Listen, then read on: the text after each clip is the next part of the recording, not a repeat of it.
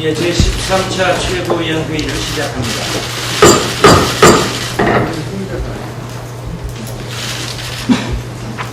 예, 김한길 당대표의 발언이 있겠습니다.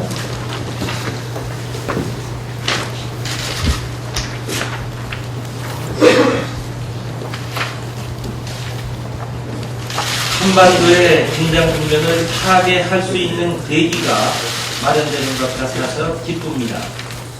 북한이 남북 당사자 간 대화의 장에 돌아오기로 한 결정을 환영합니다. 또 북의 제의에 대해 우리 당국이 신속하고도 전향적으로 수용하기로 한 점을 높이 평가합니다. 민주당은 그동안 평화는 대화에서 온다고 주장해왔습니다. 한반도의 긴장 극복을 위해서 민주당은 일관되게 남북 간의 대화를 촉구해 왔습니다. 한반도의 평화는 세계인의 박수를 받는 일이고 특히 그 혜택을 가장 크게 누리는 것은 바로 남북한 우리들이라는 것을 잊지 말아야 합니다. 남북이 소득 없이 자존심을 겨루는 대화가 아니라 실사구시 물실호기의 회담으로 한반도의 새로운 화해 협력 시대를 열 수 있기를 간절히 기대합니다. 이산가족 상봉에 대해서도 한 말씀 드리겠습니다. 이산가족 상봉을 신청한 우리 측 노인분들이 12만 8천 명이었는데 그동안에 5만 6천 명이 벌써 돌아가셨습니다. 실향민 1세대들의 연세가 많은 만큼 이산가족 상봉 문제 이번에 꼭 함께 말해줘야 한다고 생각합니다. 이번 남북 당사자 간 회담이 한반도 비핵화와 평화체제 구축으로까지 이어지는 새로운 첫걸음이기를 기대합니다. 고맙습니다. 예, 다음은 전병헌 원내대표의 발언이 있겠습니다.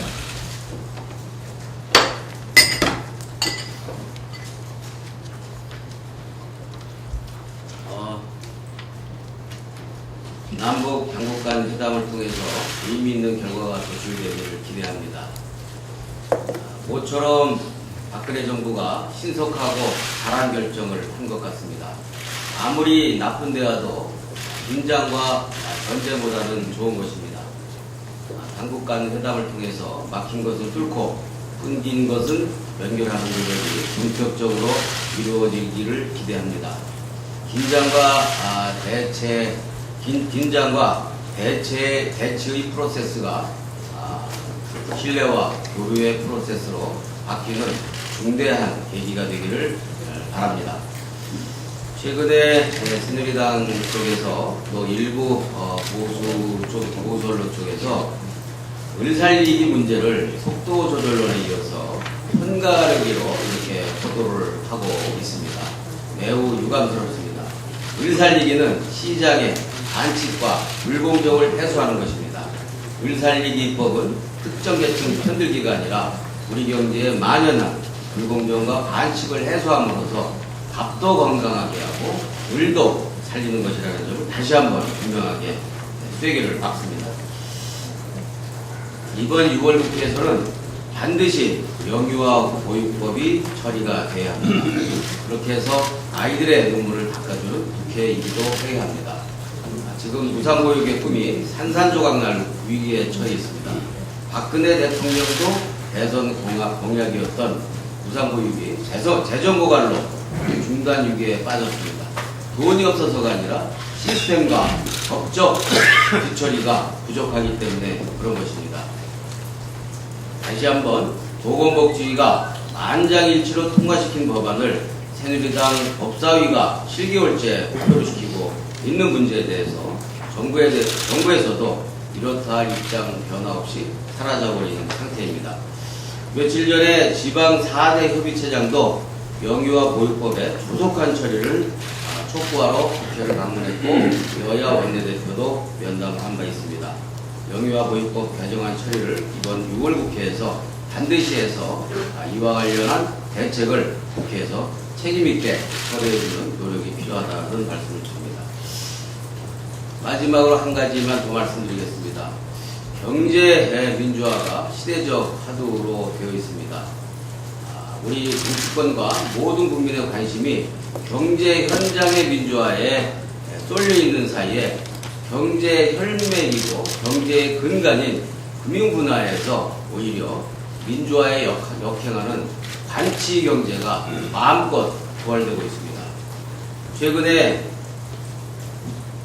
정부가 단 한 주의 주식도 보유하지 않고 있는 KB 금융지주 회사, 이 KB 금융지주와 관련한 외국인 투자의 지분은 65%에 달합니다.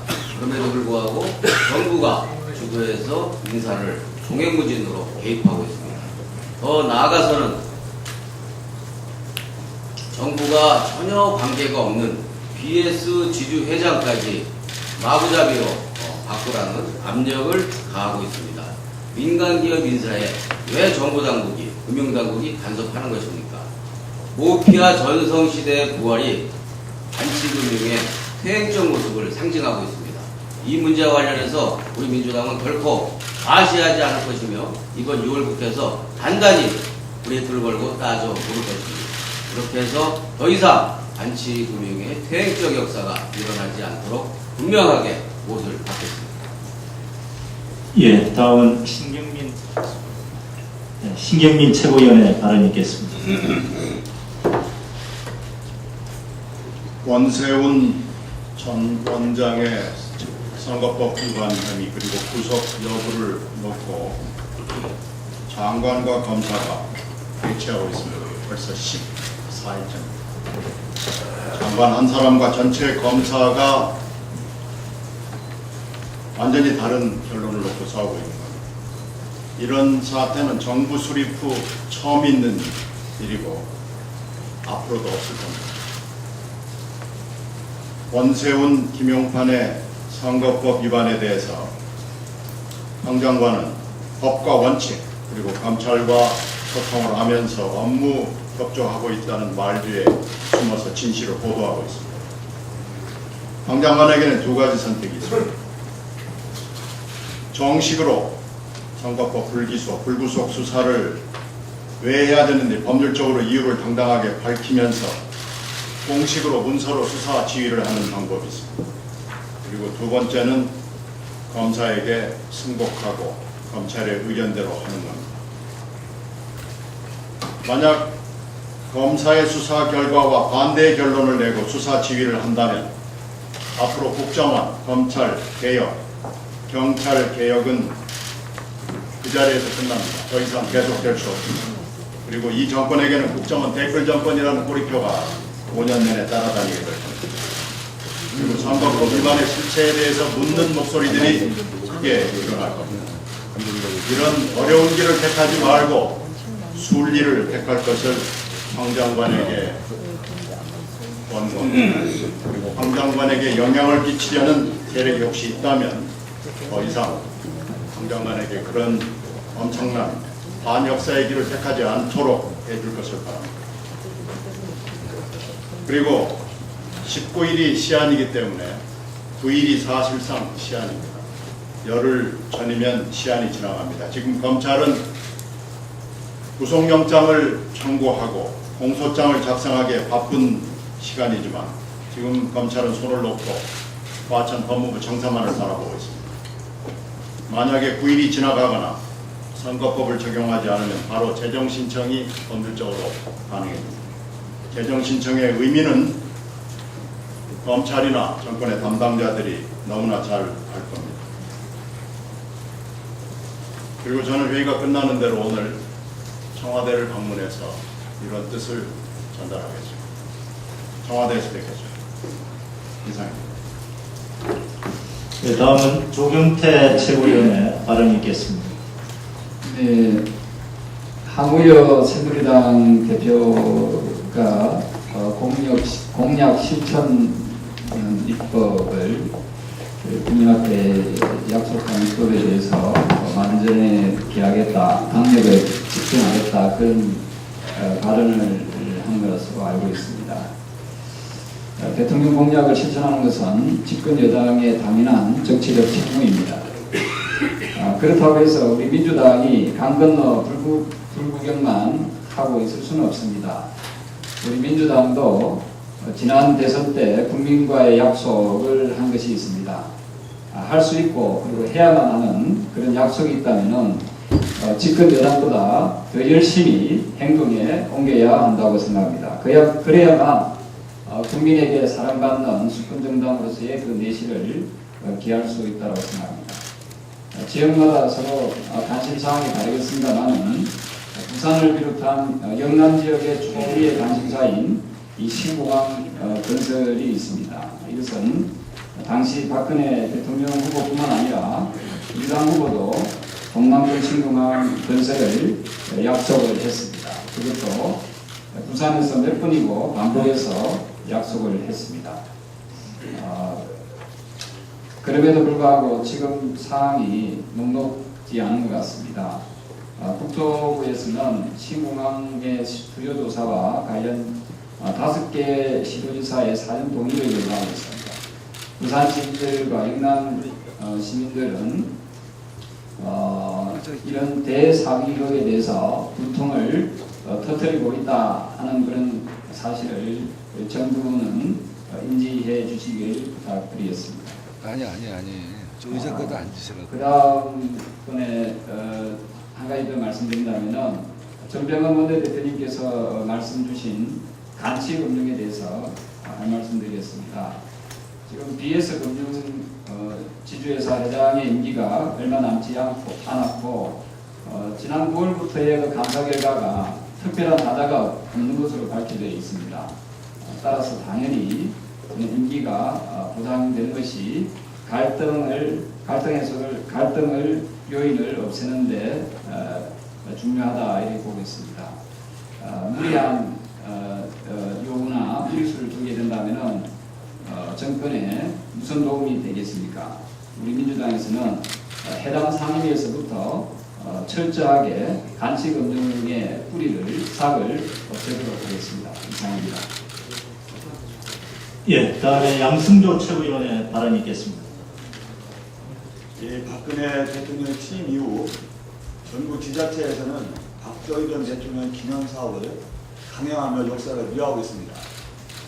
첨예한 역사적 논쟁을 겪고 있는 인물인 만큼 신중한 접근이 필요한데도 불구하고 각 지자체들은 이렇다 할 논의도 없이 국민 세금으로 사업을 강행하고 있어 정부의 개념 있는 중재가 필요합니다. 지난 6월 4일 서울시 구청장 협의회에서는 지자체 재정난을 호소하며 무상보육 국고 지원율 인상을 강력하게 촉구한 바 있습니다. 그러나 서울시 중구청은 올해 박 전 대통령의 기념공원 건립을 위해 300억 원의 예산을 집행했습니다. 지역경제 살리라고 뽑아놨더니 박 전 대통령 무상화 경쟁에 눈먼 지자체가 한심할 뿐입니다.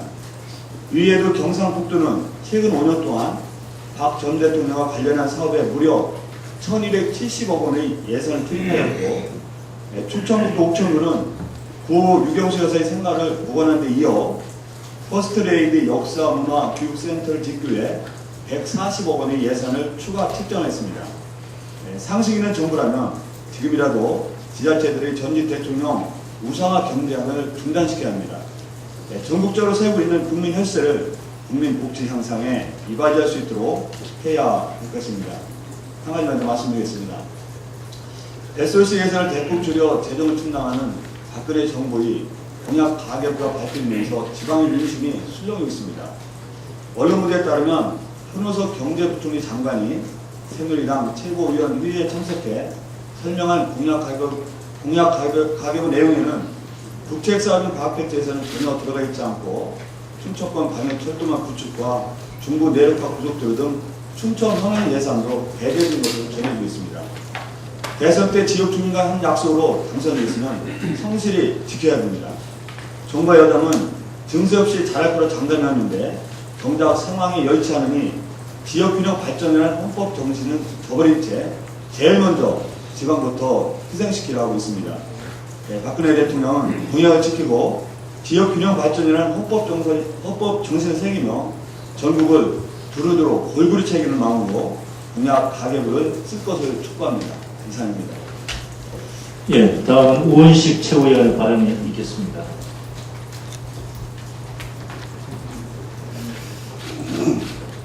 네, 이 정부의 역사 왜곡 방치가 도를 넘고 있습니다. 뉴라이트 상향의 한국 현대사학회 인사가 주도적으로 참여한 교학사의 한국사 교과서가 검정 심사를 통과했습니다. 뉴라이트 학자들이 발간했던 대한교과서에서 그들의 역사인식이 그대로 드러났는데 제주 4.3 사건이나 5.18 광주민주화운동을 반란이나 폭동으로 규정하며 역사적 사실까지 왜곡하고 있습니다. 이런 뉴라이트 성향의 한국 현대사학회가 주도해서 집필한 한국사 교과서가 검정이 통과되어 이런 인식이 그대로 교과서에 실릴 경우 학생들은 독재시대 민주화 역사에 관련해서 왜곡된 시각을 가질 수밖에 없을 것입니다. 지금이라도 곧바로 잡아야 합니다. 정부의 역사 왜곡 방치를 강력히 규탄하면서 교육부와 국사편찬위원회는 교과서 심사 과정 전면 공개하고 8월 최종 심사에서는 올바른 결정을 해야 한다는 것을 촉구합니다. 방통위도 문제입니다.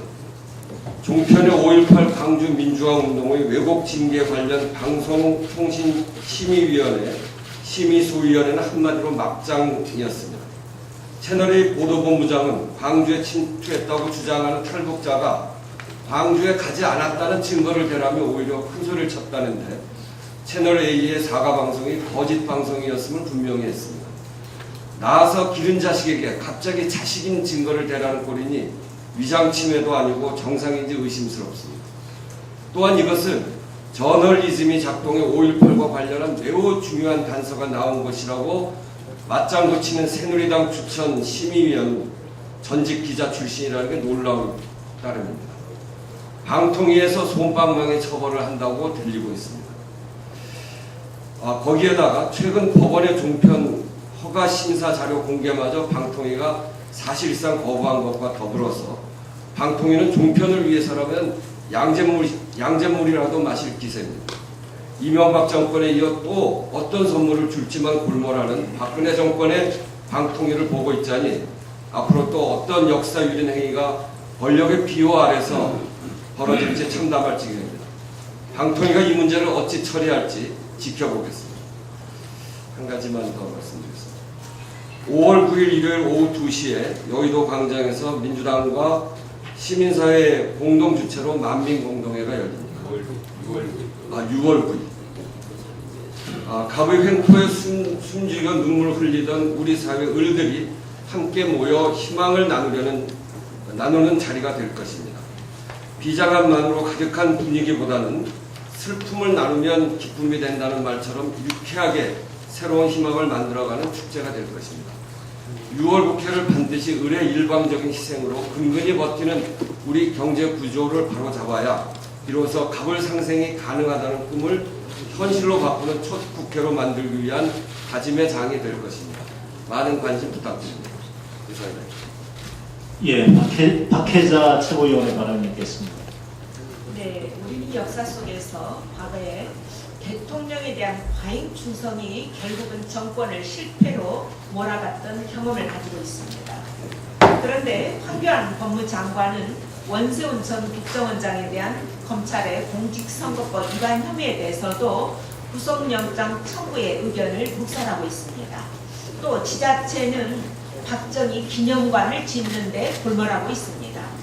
경북관광공사는 고문단지 내에 있는 김대중 전 대통령의 조형물을 철거하고 그 자리에다가 박정희 전 대통령의 기념식수를 이식하고 있습니다.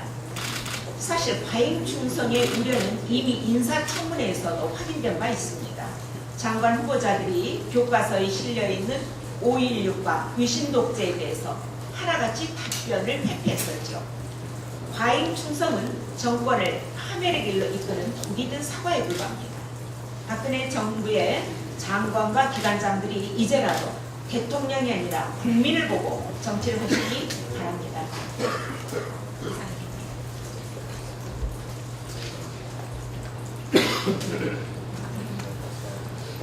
네, 정책 이장입니다. 한 가지 보고드리겠습니다. 정부 측과의 첫 번째 정책 협의회가 다음 주 수요일 개최됩니다. 복지부 장관과 산업부 장관 그리고 이제 기재부 2차관을 정부 측에서 참석을 하고요. 주제는 보육 문제와 원전 사태를 대상으로 해서 정책 협의를 하기로 했습니다. 앞서 원내대표도 이야기했습니다만 지금 보육 대란이 예고되어 있습니다. 정부 측에서 이에 대한 해결책을 조속히 강구할 수 있도록 이번 정책 협의회에서 정부 측에게 촉구를 할 것 촉구하고 대안 제시할 것 제시하는 기회로 계기로 삼겠습니다. 앞으로 현안이 있을 때마다 우리 야당과도 정치적 협의회가 앞으로 지속적으로 열기로 정부 측과 협의가 됐다는 말씀을 드립니다.